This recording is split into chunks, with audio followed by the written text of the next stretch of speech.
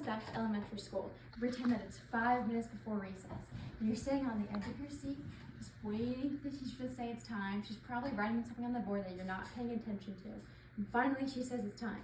So you quickly line up, get in alphabetical order, and then you walk downstairs, down the hallways to the door. She opens the door, and you go running as fast as you can. And some of you guys may have gone to the play structures, the monkey bars, to the swings, or the Foursquare, the two-hand touch football, soccer, even the dinosaur pretend players. The list goes on and on and on. And while recess may have just been a time for teachers to get a bunch of squirrely kids who didn't want to be sitting there out of the classroom so they could have a break, there's also so much scientific evidence to prove that recess, and more broadly exercise, is so important to our brain's health. And throughout the next 5 or 6 minutes, I'm going to explain how exercise is so important to cognitive functioning, and it leads to increased brain performance. And without exercise, we will see very negative short and long-term effects on our brain. So why should we exercise? So I'm going to explain how exercise impacts the brain. So exercise stimulates brain cell development. This was a study recounted in the Western Kentucky medicine article, and done by University of Illinois, and they had some mice that were running on wheels and a group of mice that were not running on wheels. And so the group of mice that were running on wheels saw an increase in neurons, which are your brain cells, and just growth in the connections and more complex connections between these neurons, which means they had more brain cell development. Additionally, exercise improves your memory retention. So this is the hippocampus, and the hippocampus is involved in memory formation, retention, and recall. And so once again, the Western Kentucky University explained that, so there was a group of elderly people, and they had a group that was just walking for their exercise, and a group that was simply stretching. And the group that was walking saw growth in their hippocampus, and the group that was simply stretching saw actually a decrease in their hippocampus.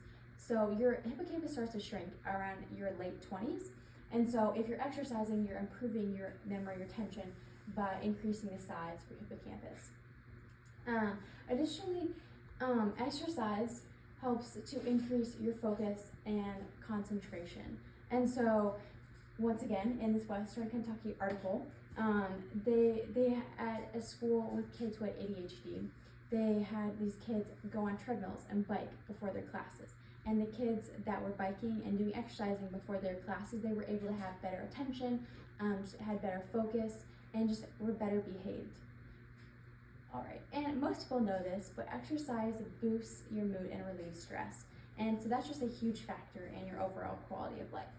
And lastly, exercise is linked to executive function. So this is from the National Institute of Medicine, and they explain how exercise leads to a healthier brain, and a healthier brain leads to better executive functioning. Executive functioning is involved in the decisions that you make, like your problem solving and just your planning. And so if you're able to do all of your executive functioning better, then you're able to have better intellectual performance. And this is directly tied into subjects such as reading and math. So simply exercising can help you in subjects like reading and math. All right, so what happens if you don't exercise? This is when things can get a little bit scary, because first you're gonna start to see some negative short-term effects. So in a study done by the Psychosomatic Medicine Publishing magazine, they found that, so they took 40 regular exercisers and they cut them off from exercising completely for 2 weeks. And so these exercisers were found to have more rates of depression, anger, fatigue, and just overall their moods were much lower. And that was only after 2 weeks. And then also, not exercising can lead to a lack of key neurotransmitter. Most people know things like dopamine and serotonin, and so if you're not exercising, you're not getting these key neurotransmitters that you need to boost your mood. So you might end up like this guy, a little bit sad.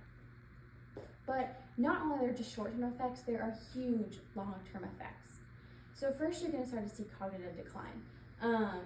And all of these things were found in the article done by the Spartan race, and they found these from different sources, and like National Institute of Medicine was their primary source. And so they found that adults who, as I said, didn't exercise were 2 times more likely to experience cognitive decline.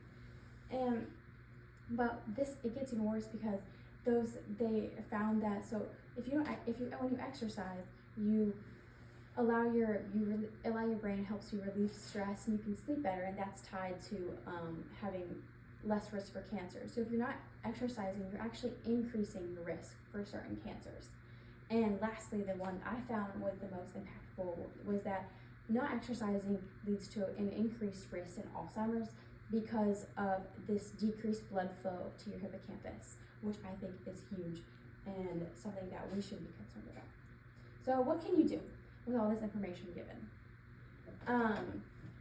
The minimum amount needed to keep your brain, like in your cognitive functioning well, and just keep your brain performance up is 3 times a week of 20 minutes of exercise, and this just has to be like at moderate intensity. And in a Harvard Health Publishing magazine, Harvard's Dr. McGinnis, he explained that we should treat exercising like a prescription medicine.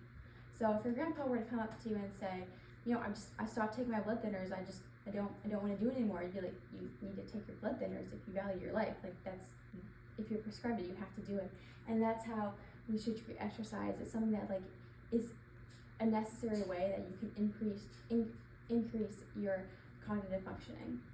And also, exercise doesn't have to do something that's like, oh, we should do it. Exercise can be something that you love, such as just like hiking, playing pickleball, biking, basketball. The list goes on and on and on. So with all of this said, simply 3 times a week of 20 minutes of exercise can help you live a happier and healthier lifestyle, and it can increase your cognitive functioning. And while we may have outgrown our need for recess and our need to be on the monkey bars, we have not outgrown our need for exercise, and just our need to keep our brain performance at a high level. And so we only get one brain. Our brain is such a gift, and we should be doing everything we possibly can, just simply through exercise, to keep our brains and our bodies and our lives well, just through exercise.